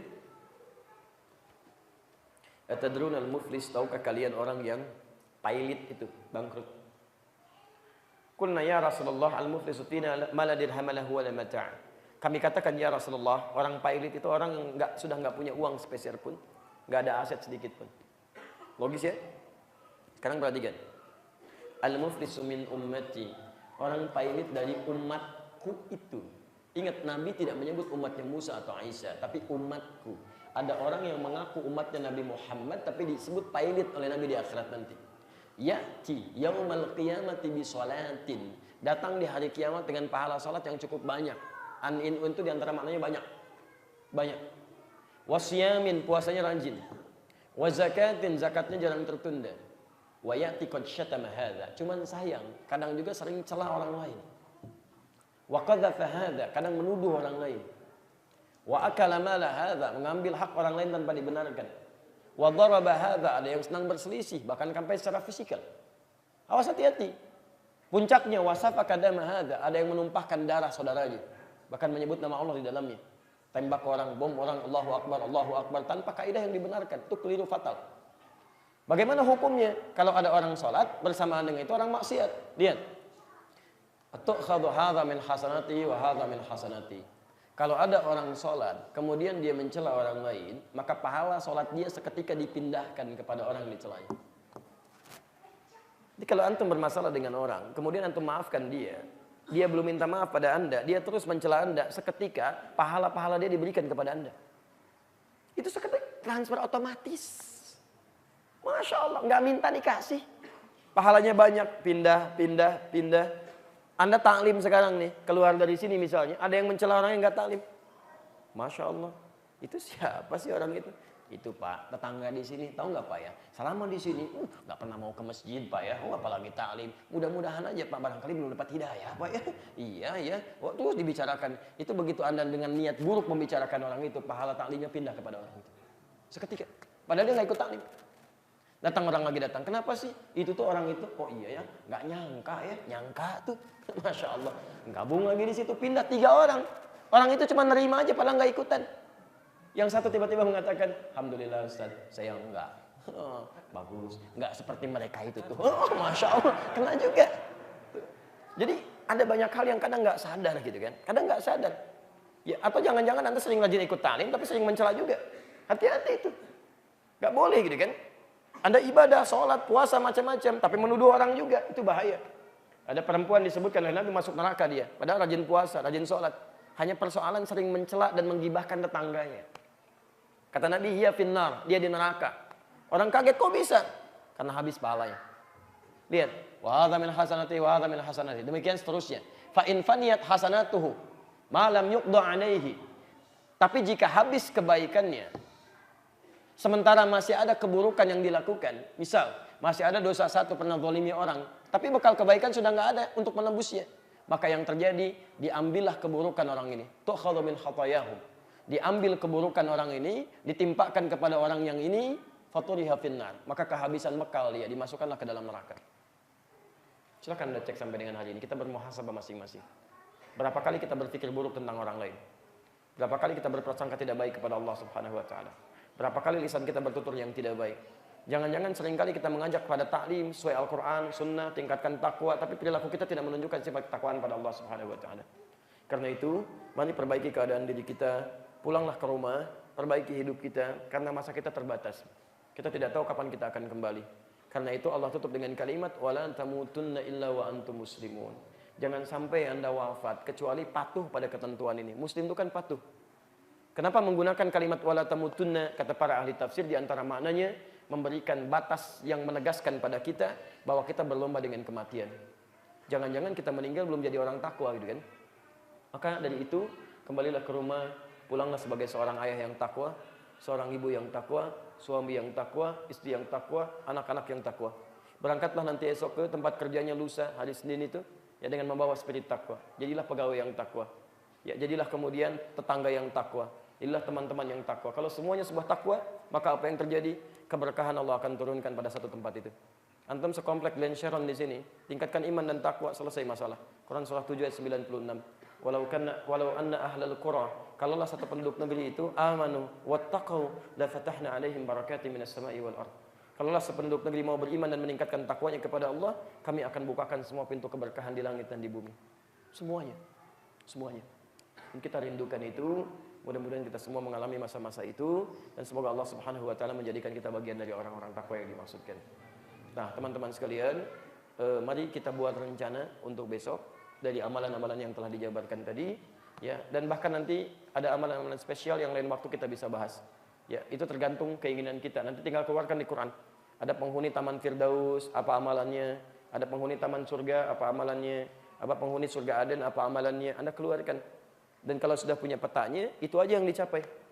Gak usah tinggi-tinggi belajarnya. Anda pengen masuk surga yang mana? Halo? Surga apa? Alhamdulillah, sampai namanya diberi nama Firdaus. Masya Allah gitu kan? Masya Allah, nama Anda Firdaus, kelakuan bukan itu, gak akan nyambung. Maka, kalau Anda pengen punya cita-cita begitu, keluarkan turunannya, bikin karakternya. Kayak kami sekarang di Bekasi bikin hunian, misal Taman Firdaus. Jadi dikeluarkan semua karakter surga Firdaus di Quran, diturunkan ke bumi. Anda bisa lakukan itu. Keluarkan semua, simpan di rumah, ya. Anda sampaikan begini, ini karakter penghuni surga Firdaus. Di Quran surah Al-Mu'minun itu kan, dari ayat 1 sampai dengan ayat 11 ya, turunkan. Oh, penghuni surga Firdaus salatnya khusyuk, zakatnya nggak pernah telat, kata-katanya tidak ada yang tidak bermanfaat, menjaga kehormatan dirinya, tuliskan di rumah. Masya Allah, ikrar penghuni surga Firdaus. Begitu masuk rumah kita tahu aturannya, tata tertib penghuni surga Firdaus. Ikhtiar kita. Jangan cuma dituliskan, baiti jannati, rumahku adalah surgaku. Rumahnya masuk surga, Anda jadi penonton. Jadi masalah. Ya. Paham sampai sini? Saya ulang, paham sampai sini? Jelas uraiannya? Alhamdulillah. Kalau sudah jelas, maka karena pelajaran kita basicnya pada Al-Quran dan Sunnah, saya izin bacakan petunjuk langsung di hadis Nabi SAW. Pada hadis riwayat Al-Bukhari Nabi menyampaikan, Innallaha kariha lakum talata. Allah sangat benci pada kalian 3 hal. Jadi ada 3 hal yang sangat dibenci oleh Allah Subhanahu wa taala. Harus kita jauhi. Dan bahasanya bukan menggunakan bahasa yang halus. La yuhibbu bukan, tapi kariha. Sangat tidak menyukai. Apa itu? Qila wa qala. Satu qila wa qala. Menyampaikan satu keterangan dari sumber yang tidak jelas. Hoax. Hoax. Sedang musim sekarang. Itu perbuatan yang dibenci Allah. Gak boleh. Orang takwa gak mungkin menyebar berita hoax. Walaupun tujuannya ingin ada kebaikan, tapi tidak dengan cara yang salah. Tidak dengan cara yang salah. Awas, hati-hati. Saya sering dapatkan tuh di broadcast deh, baik di media sosial macam-macam dan sebagainya, itu ada menyampaikan informasi, pengennya memang bagus, tapi caranya salah, itu nggak boleh, Allah nggak suka begitu. Ya kalau Anda bisa menampilkan yang baik, ngapain ngarang-ngarang cerita? Karena tidak sedikit orang membuat hadis palsu supaya orang giat untuk menunaikan ibadah, tapi tetap salah, Ya. Yang kedua, idha'atul mali, menyia-nyiakan harta pada yang Allah tidak sukai. Allah titipkan harta kepada Anda untuk meningkatkan ibadah. Karena orang lain sudah rajin tahajud, rajin puasa, hafal Quran. Anda tahajud belum konsisten, puasa belum maksimal, Quran belum dihafalkan. Allah kasih harta supaya dengan itu meningkat ibadahnya. Jangan dibuang-buang. Yang terakhir, kathratus su'al. Banyak bertanya pada sesuatu yang sudah jelas disampaikan. Sehingga dengan banyaknya pertanyaan itu yang jelas menjadi semakin tidak jelas. Dan sulit untuk diamalkan. Paham sampai sini? Paham. Sekali lagi, jelas uraiannya? Lah, alhamdulillah. Ada pertanyaan? Awas, hati-hati. Tidak baik ya. Kalau begitu kita cukupkan dulu ya. Kita istirahat dulu supaya malam bisa tahajud, bisa baca Al-Quran, bisa istighfar. Insya Allah sesi terakhir kami di Bandung ada di Kota Baru Parahyangan di Masjid Baitur Rahman esok subuh, dan bahasan fikih ikhtilaf, membahas tentang persoalan-persoalan yang sering diperdebatkan. Kita akan gali dari mana sumbernya, seperti apa jabarannya. Dan termasuk kami sudah titipkan buku terkait yang insya Allah akan dibagikan esok hari terkait pembahasan tentang ilmu hadis. Bagaimana cara memahami hadis dengan cepat, mudah, sehingga bisa memahami dengan baik pada tataran aplikasinya. Demikian kami sampaikan. Jika ada benar dari Allah dan Rasulnya, jika salah dari saya pribadi mohon dimaafkan. Dan tolong, jika ada pendapat saya yang keliru, cukup tinggalkan pendapat saya, ambil pendapat ustaz yang lebih baik, dan jangan jadikan dari bagian perdebatan yang tidak produktif. Subhanakallahumma bihamdika asyhadu an la ilaha illa anta astaghfiruka wa atubu ilaik. Wa akhiru da'wana alhamdulillahi rabbil alamin. Wal 'afwu minkum. Assalamualaikum warahmatullahi wabarakatuh.